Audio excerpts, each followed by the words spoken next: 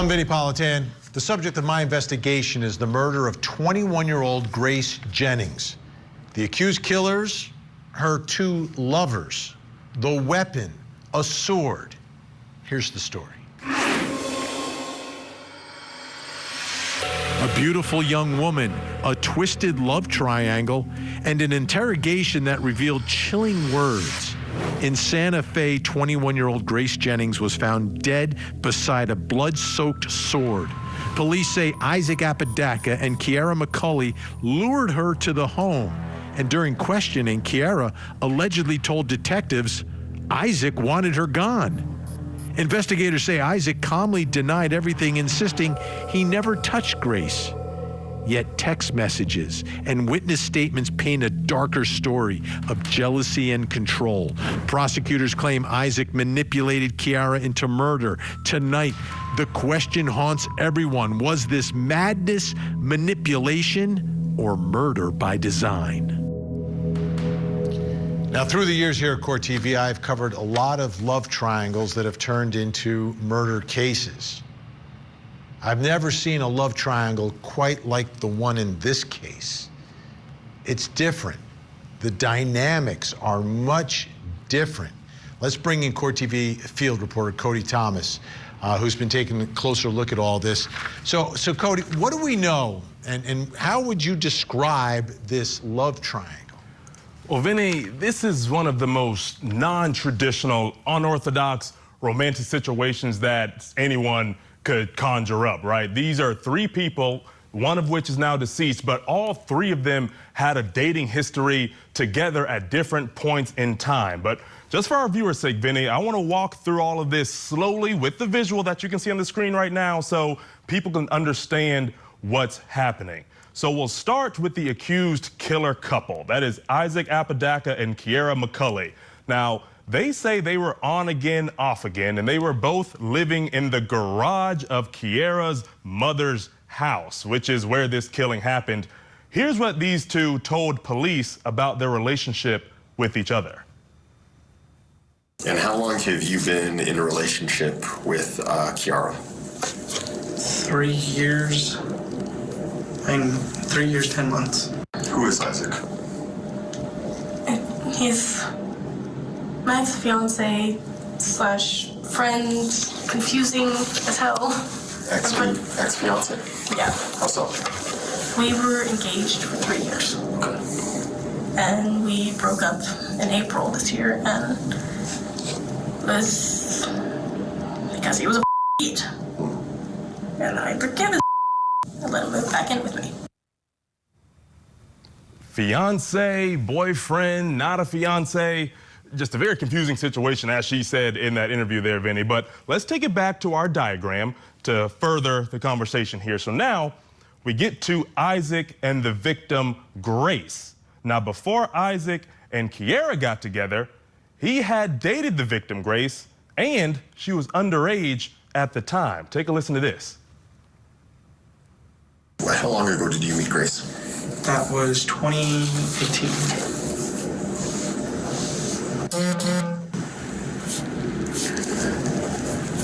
You guys were hanging out as friends. You guys ever date? We did date. Did date? It was when she was 16, I was 20. Okay. I committed a crime there, but... Well, I appreciate your honesty. Okay, you guys dated for a while, and then you lost contact. So this period of losing contact, would it be safe to call that a breakup, or what was that? It was a breakup. So he was 20, Vinny, she was 16, a little bit of an age gap there with her being underage. All right, back to our diagram, because I want to make sure people are still keeping up here. Now we get to Kiara and Grace. Now, going back even further, Kiara, the admitted killer here, says she and Grace dated when they were both around the ages of 14 or 15. Here's what she told police. Take a listen. Part of me hates her guts. It wants to see her dead. The other part wants to see her get better and see if she can admit it and just fix it. How long did you guys date for?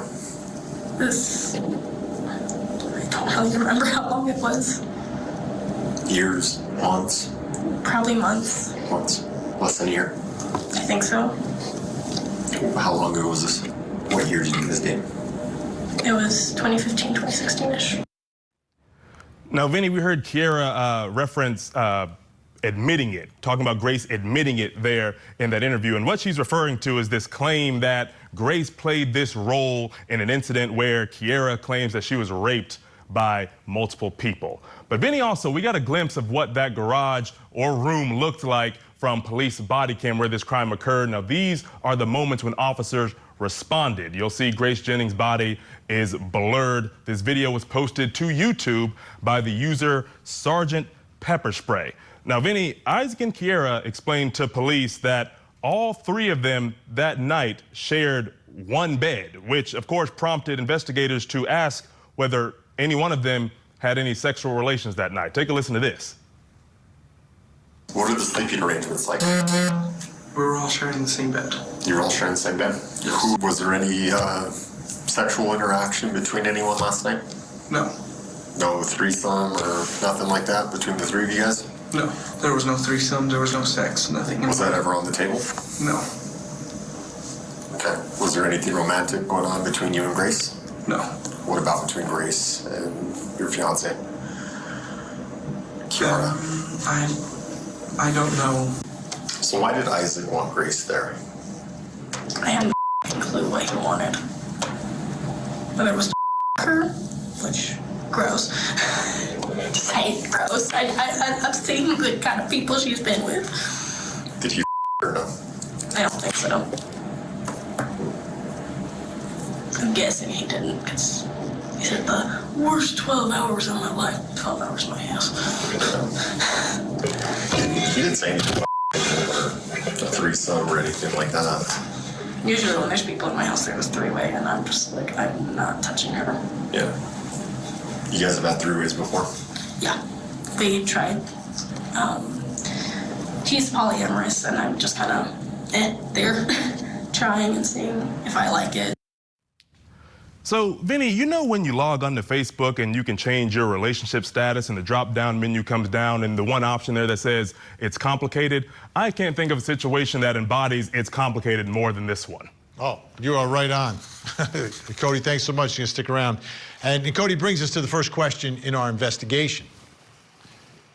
Did this complicated relationship fuel toxic jealousy? Is that what is bubbling beneath all of this? Here to help answer the question, criminologist and investigative profiler Dr. Casey Jordan. She's also the host of the Criminal Appeal podcast. Make sure you check it out. Also with us, Sharonda Brown, author and nationally certified mental health clinician who specializes in trauma, child abuse, and neglect. Thank you both. All right, Dr. Casey Jordan, your thoughts here about this very complicated love triangle. I hope we're putting complicated in quotes, in air quotes, because it's so far beyond complicated. It is bizarre, it is fantastical, but mostly it is symbiotic, even parasitic perhaps. Certainly it's dysfunctional, but mostly as we are watching these tapes of their interviews, somebody's lying. And we don't know who to trust. He's like, oh no, there are no threesomes. She's like, yeah, we had threesomes all the time. He was polyamorous, I was just curious. And that sounds a little closer to the truth. But when he's like, no, we didn't have a threesome that night, don't worry about it. I mean, we know that thruples generally do not work. That polygamy, it sounds good on paper, but in reality, usually the male in a relationship with two other women wants to be, if you will, the rooster in the hen house. He wants to call the shots, he wants to be in control, and he likes having this kind of bevy of women who he can kind of think about as options for him.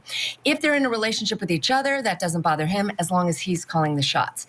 And it really does seem to be that as much as Isaac just seems to be this kind of affable, sad sack, emo kind of guy, he definitely looks like he was the person calling the shots in this relationship, because Kiara just seems confused by the whole thing, and she's flip-flopping all over the place.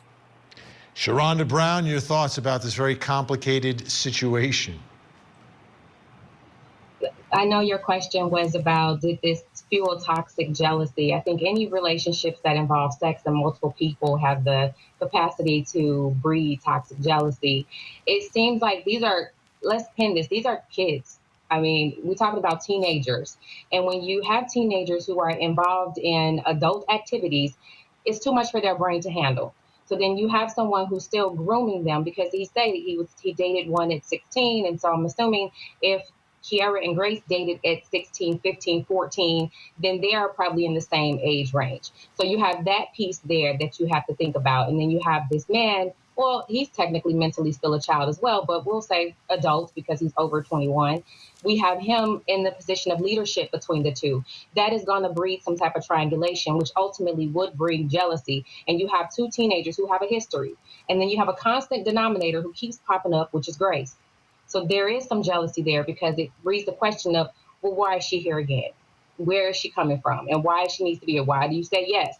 So there are a lot of dynamics here that would make this situation a serious toxic jealous situation. And then you want to add cult-like behavior. So we talk about threesomes, we're talking about mind just distortion altogether, as well as control. There's a lot that goes on into these type of situations, which would cause these type of dynamics. Somebody's going to get hurt in the end.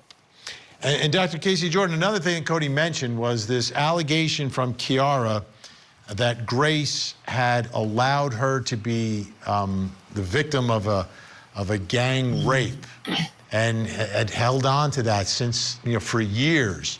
How do you see that playing into this mixture of the different relationships plus this also alleged attack that she was the victim of? I'm so glad you asked that, because a lot has been made of the fact that she thinks she has dissociative identity disorder, what we used to call multiple personality disorder. And when I started listening to that and thinking of the very famous cases we've had, and they are incredibly rare. I mean, I'm from the era where we remember Sybil or watched the movie Primal Fear. But the best case I ever covered for Court TV back in the 90s was that of Thomas Husky out of Knoxville, Tennessee.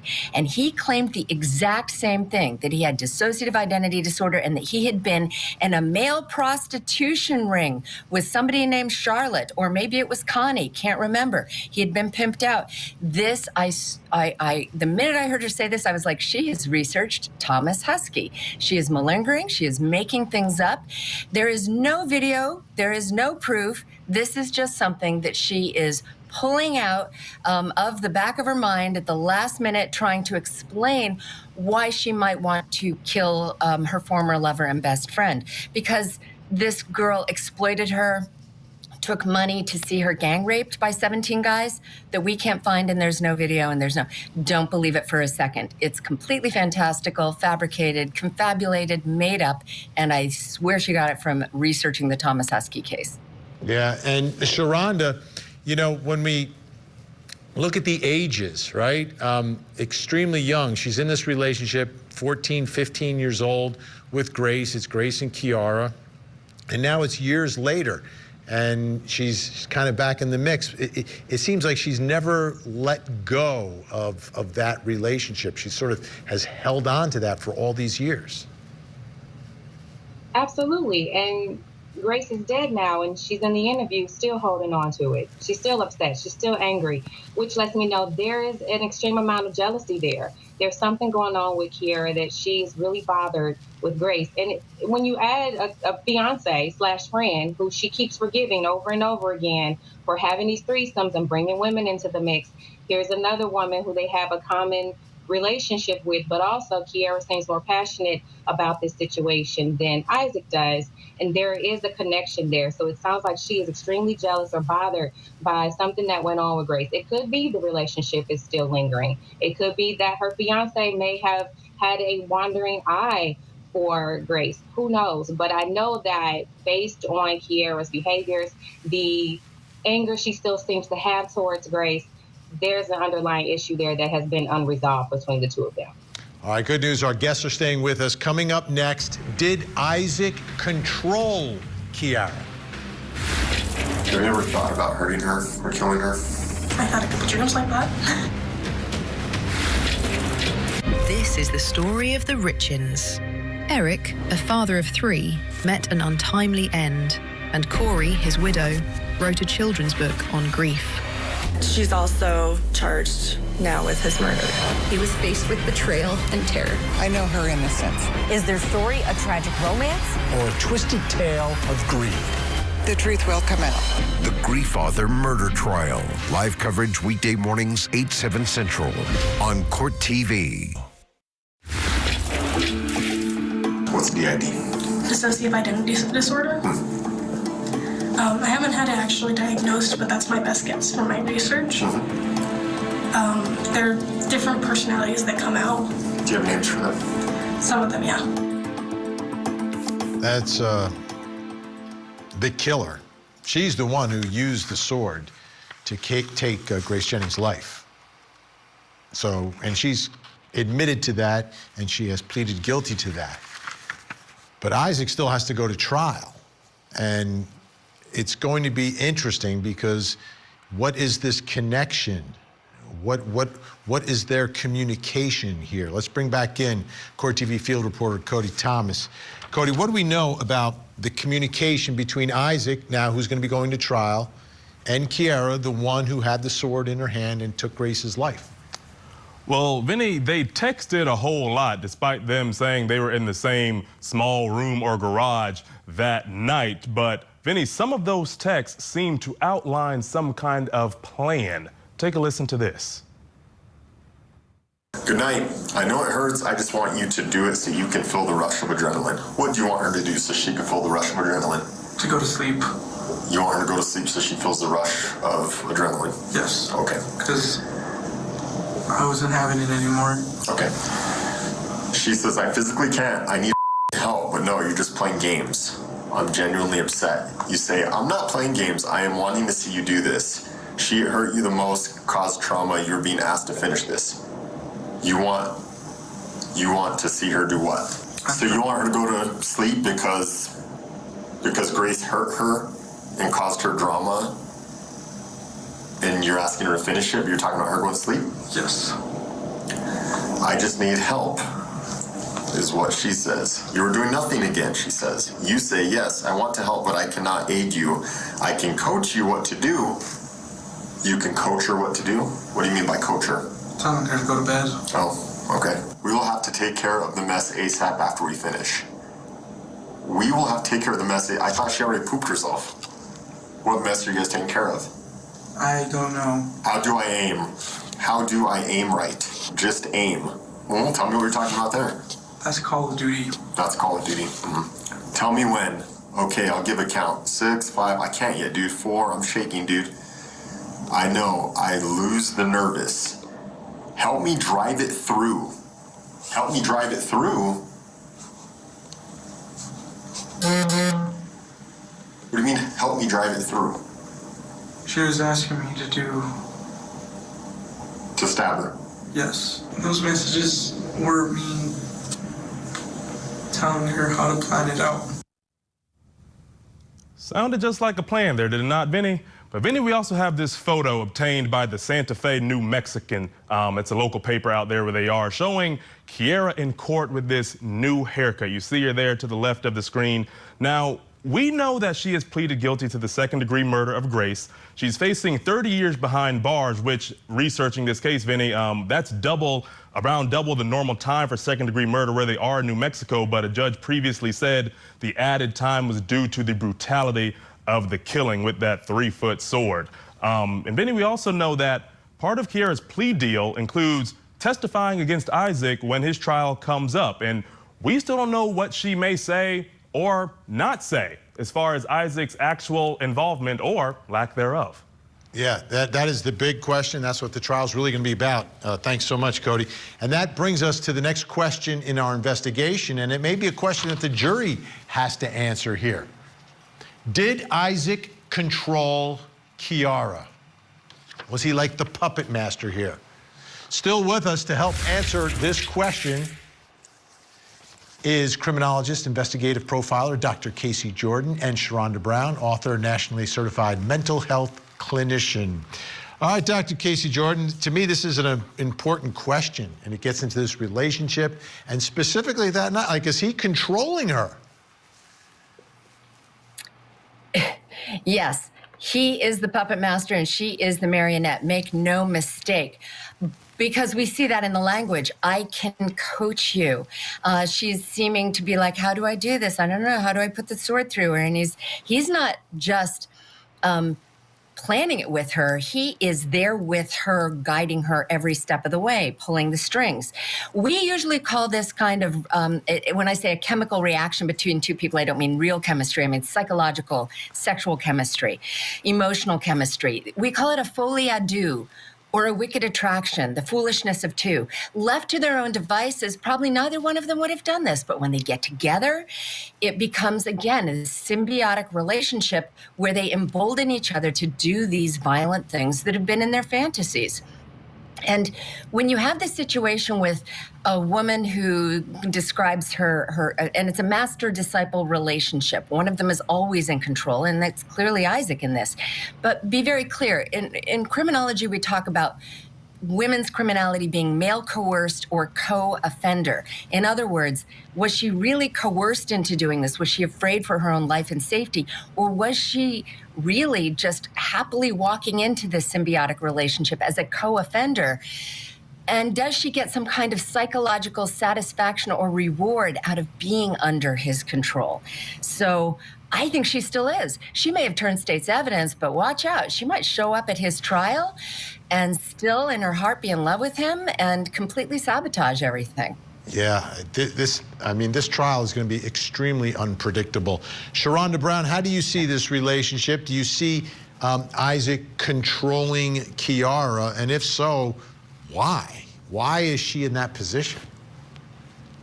I don't know. I'm kind of on the fence about that because they're living in Kiara's mom's garage, which means Kiara has the most influence when it comes to where they're living and where they're sleeping. He obviously doesn't have the means to put them in a better situation. So I think that will ultimately give her a little bit of an upper hand when it comes to where they're sleeping and where they're staying. So that would be a risk to lose if you don't please her. She sounds very bothered by Grace. And based on the text messages, it sounds like he had a duty or an obligation to make sure that Grace felt comfortable, that Kiara felt comfortable with whatever needed to be done. So he gave her the instructions and he walked her through it. But I don't think he really wanted to have a physical hand in it. So he says, you're the one with the problem with her. She's caused you the hurt and pain. Clearly, we're not going to let this go. So I'm going to help you through this because I feel somewhat responsible for the situation that I've put us in. That's what I'm hearing. So I don't know if he was really controlling her as he was trying to make sure she was satisfied and that whatever situation occurred was rectified. Dr. Casey Jordan, we have about 20 seconds left here. And what are your final thoughts here about, because you said something that really struck me, that it was like fantasy became reality here. Can you kind of explain how they get from one spot to the next? Well, think about the Manson women, Charles Manson and the women who did his bidding. Charles Manson didn't kill anybody. He got the women to do it for him. Think about Karla Homolka and her husband, Paul Bernardo, who he got her to kill her own sister and feed her to him because he was mad at her for not being a virgin when they got married. There are so many case studies of this. And it is symbiotic, and I don't want you to think all these women were coerced. They know what they're doing when they get into these relationships. They want to be under control, but it seems really amazing that he wants to go to trial. He should be begging the prosecutor for a plea deal because he turned it down. He had one. It was handed to him, and he said no, he's going to trial. So we shall see. We're out of time for tonight. He's still living in a fantasy world. Yeah, exactly, exactly. Dr. Casey Jordan, great to see you. Sharonda Brown, awesome as always. All right, folks, still to come. Did Isaac or Kiara think the so-called ghost organization was real?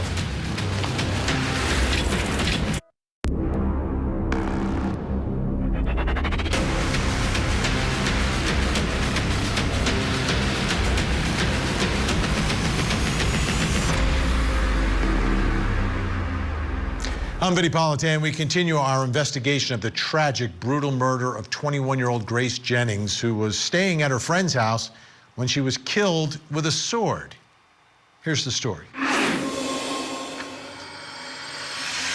It began as a friendship and ended in horror. In Santa Fe, 21-year-old Grace Jennings was found dead beside a sword streaked with blood, her body discovered inside a home belonging to her friend, Kiara McCulley. Detectives say Kiara and her boyfriend, Isaac Apodaca, turned jealousy and obsession into violence. During hours of interrogation, Kiara wept and whispered that Isaac told her Grace had to die. Investigators say Isaac sat stone-faced, denying every word, but messages between the two hinted at a sinister plan. Prosecutors allege he manipulated Kiara into killing Grace to prove her loyalty. Kiara pleaded guilty, and now Isaac is facing trial. In a case filled with lies, love, and madness, will the truth itself be the final casualty? There are a lot of layers to this story. And there will be when the trial takes place as well in 2026. Now, one of them obviously is the love triangle and the jealousy. We've talked about that. There's this level of potential control or alleged control of Kiara by Isaac, that he's the one, pulling the strings and getting her and making her do what she did to Grace, which is take a 3-foot sword and kill her. But there's another layer to all this. Let's bring back in Court TV field reporter Cody Thomas. This is unreal because we've got another layer to peel back here. There's something in this case about a so-called secret society that existed. This is another bizarre level of all this. Yeah, Vinny, Isaac was telling Kiara that he was part of this secret organization called Ghost. Now, does Ghost exist? Was Isaac really a part of it? Who knows? It could all be just a facade that he was telling her. But take a listen to Kiara describing this secret group to investigators. So there's an organization that Isaac is in charge of. I probably shouldn't be saying this to a cop. That's not the message is about it. I'm just trying to understand it more, Well, it's called Ghost. They're like an underground version of cops in a way, but a little more intense and deadly. And they get rid of people who are, words, in charge of sex trafficking, in charge of anything that has to deal with hurting kids. I see. And he kept trying to tell me, just do it, and you're gonna just kill her. Then you'll get ranked up. Yes. He had me join. And I'm like, I don't know what the f***'s going on. That's quite the layer to peel back there, right, Vinny? Now, that same investigator asked Isaac about some texts to Kiara about Kiara's involvement within the Ghost organization. Take a listen to this. Remember, you'll move up the ranks, plus you get perks in the black market since this is your first. Your first what? Isaac, what the hell happened? Tell me what happened, for real. This is an agreement. Remember, you'll move up in ranks, plus you get perks in the black market since this is your first. This sounds like you're encouraging her. And Vinny, you can almost just feel the frustration in the investigator's voice. I mean, they're talking about moving up in ranks, a mystery organization. He's probably just sitting there thinking, what are we doing here? Yeah, what is going on in this incredibly tragic but bizarre story at the same time? Thanks, Cody. Let's get to the next question now in our investigation. Did Isaac or Kiara think the Ghost organization was real?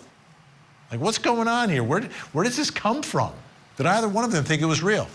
To help answer this question, let's bring in retired police detective, forensic educator, Dr. Mike McCutcheon, and former interrogator Greg Hartley. He's also a body language and behavior expert. Great to have you both here. Greg, what are your thoughts here? Did Kiara or Isaac, in your mind, think that this organization actually existed? I don't think Isaac had any belief this existed, but if you watch her, there's some good indicator that she at least has some belief in this thing. When she starts talking about children and that they were doing, protecting children who are being harmed or trafficked, look at that grief muscle, look at that cluster of muscles wrench in her forehead. She starts to raise her hands to talk about the situation and say, hey, this is what was going on. I said this to you one time before on the show, though. I believe it takes a hell of a lot of suspension of disbelief to think the guy living in his mother's garage is running any kind of organization like this. That guy's wait, Greg. He's not living in his mother's garage. He's living in his girlfriend's mother's garage. Yeah, it's even worse, yeah, right? He's mastermind. Yeah. Yeah, one thing that I noticed in this guy, and Doc, I'm sure you'll say the same thing, is this guy is placating to this investigator. There's force, and a lot of times you're dealing with narcissists who behind closed doors are brutal to weak people. They're very soft around people who they perceive as stronger. You can see him turtling, pulling his neck down into his body to protect those arteries. You can also see him threat checking every time this officer says something, and just his respiration is through the roof. So he sees this officer and those notes as a threat for sure. Dr. Mike McCutcheon, this whole aspect of a ghost organization, she was describing it in pretty good detail. It seems like he had been feeding her a lot about this. What are your thoughts? I agree with Greg. I think that she believed it, but I think it was just a tool of manipulation. He's telling her, you're part of this organization. We already established that she has mental health issues. She's believing this. And at the beginning, she says, I run this organization. The first thing she says, I'm in charge of this. And then she changes it to, they are telling me. And who's telling this to her? It's him. He's telling this. It's not a they. And the other piece that I thought was why I don't think it exists is the police officer, the detective, he's doing a great job interviewing when she's talking about it. And he's like, yeah, okay. But when he's talking to Isaac, he's going through the phone and you're telling me that you're part of this organization and there's no information at all on that phone that would say that this is a real organization. There's not one digital breadcrumb that says that there's a real organization that they're part of. For him, it's nonsense. It's all about control, and this is the tool that he's using. It's not me telling you to do this. It's this organization, and we're going to move up in this organization. It's just a manipulation tool. I think it's nonsense. And let me, a quick follow-up. We have about 20 seconds here, Dr. Mike. This whole fantasy, the world that we live in, there's all these video games that younger people play. Do you think that plays into any of this, of making it seem more real, that they're kind of caught between reality and fantasy, at least on her part?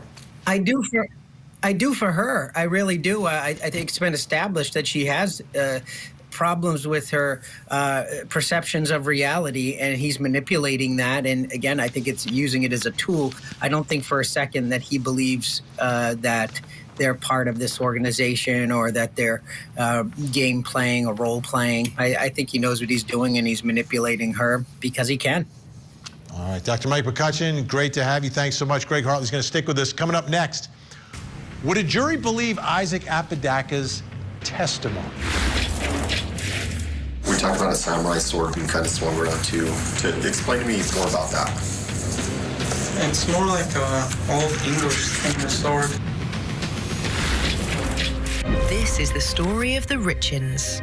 Eric, a father of 3, met an untimely end, and Corey, his widow, wrote a children's book on grief. She's also charged now with his murder. He was faced with betrayal and terror. I know her innocence. Is their story a tragic romance? Or a twisted tale of greed? The truth will come out. The Grief Author Murder Trial. Live coverage weekday mornings, 8, 7 Central on Court TV. Do you use weapons, or what do you do? I create torture devices out of sex toys. What kind of sex toys? Usually a and then put razor blades on it and cover it in lemon juice. And Sounds I good. also thought about doing that to Ozzy. Wow. These people are off, right? Like having these dreams about torturing this woman in very specific torture. Unbelievable. Let's bring back in Cody Thomas, Court TV field reporter. Let's talk about Isaac Apodaca. He's the one who's going to be going to trial. The interrogation was extensive. What else did he talk about during that interrogation? Well, Vinny, throughout this hour, we've already heard what could be taken as a confession from Isaac Apodaca, but of course, innocent until proven guilty beyond a reasonable doubt. But before that, Isaac denied any involvement when speaking to the investigator about this murder. Take a listen. Did you help Kiara do this? No. No. But you knew it was going to happen. I knew it was going to happen. You knew it was going to happen since last night. I knew it was going to happen since last night, but I just didn't want it to happen because it's a friend of mine. When did this plan start? Because this was planned. She planned it out. Grace planned it out? No, not Grace. Kiara planned it out. Kiara planned it out. When? How long had this been a plan for? She had planned it out since 2020. Can we stop making up lies about these messages? What the hell happened last night? She was messaging me on planning on how to kill her, and... Who was messaging you planning on how to kill who? Kiara. Kiara was messaging you on planning how to kill... Grace. Grace? Yes. And what were you doing? I was only sending a message back, only in correspondence. I just wanted to sleep. That's what I... Are you sure? Because it sounds like you're planning something with Kiara. Is that what's happening? Don't lie to me. What's happening here? I can see the messages. I'm not dumb. This isn't the first time I've done this. What is happening? She was planning on killing Grace. I just didn't want a part of it. I knew it was going to happen. You knew it was going to happen since last night. I knew it was going to happen since last night, but I just didn't want it to happen because it's a friend of mine. Knew it was going to happen, but you weren't involved. That's pretty interesting to me. But again, innocent until proven guilty, Vinny. And I'll guarantee you, Cody, that's what part of the defense is going to be in the case. Absolutely. You know, he's pleading not guilty. He's not admitting anything. Cody Thomas, great work tonight. Thanks so much. And obviously, this is going to be a trial, and he may very well get up on the witness stand to explain his actions, his text messages, why he was doing what he was doing. And that brings us to the final question in our investigation this hour. Would a jury believe Isaac Apodaca's testimony if he got up on the stand? Would they believe him? Here to help with our investigations, criminal defense attorney Josh Colesrud, and still with us, former interrogator Greg Hartley. Greg, what are your thoughts? Because, I mean, he's going to go to trial. I think the case is going to be more about what he's saying in that part of the interrogation than what he says later on. You think a jury would buy this? Well, voir dire is going to be everything, right? If you pick stupid enough jurors, maybe. That's the only way I could see it, because he screams lack of trustability, if you look at him right there to me. His body is shrinking. He's balling up. He's getting down. He's closing up. And even people who don't know body language sometimes get it right when they say that closing somebody off matters. Look at his respiration. He looks sketchy and shaky. That hard eye contact with the investigator or at that phone constantly, that's odd. And no blink rate at all, which is an odd thing. It looks unnatural, and I think people don't like people who look unnatural. Josh Colesrud, if he may have to take the witness stand, or, you know, it depends how it goes, right? It's a game time decision. But if he did take the stand, you think a jury would believe him? Well, Vinny, he has a lot of explaining to do. Now, there are three things that really are going against him. And, you know, the last time we talked, I brought up corroboration. So what are the things that make us believe what Kiara was saying? Now, his defense attorneys are going to say, well, she's crazy, she's this, she's that, she's a weak witness. But you know what? I think that actually helps the prosecution, because she's actually exhibiting the signs and symptoms of somebody who is weak and can be manipulated by somebody who we can see in the interview is very composed. He seems like he knows what he's doing, and he's deliberate in what he says. And so we have three things, right? We have Kiara's statements saying that he helped her plan this and actually encouraged her to do so. We will also have his statements, right? we have him saying that he meant what he said and that he was aware that Kiara, was going to try to kill her. But we also have the text messages. The text messages are everything in this case because they corroborate not only what Kiara says, but his admissions during his own statements. So I think that if he takes the witness stand, the prosecutor should tear him to pieces. And Greg, from what we've seen in this interrogation, this is work that you did for years. I would almost want this interrogator to be doing the cross-examination in front of the jury. I mean, he knew how to reach this guy. Do you think a lawyer can pull off the same thing inside of a courtroom?